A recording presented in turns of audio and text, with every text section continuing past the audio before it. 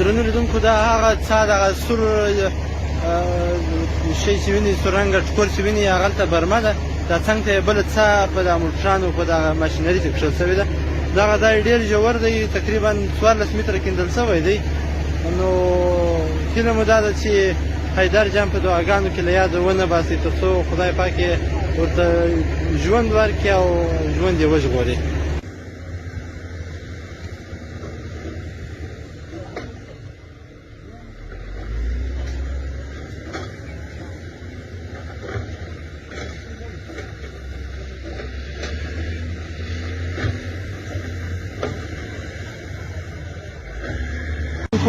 موږ چې اوس معلومات وکړلو له هغه اړونده کسانو څخه دوی وایي چې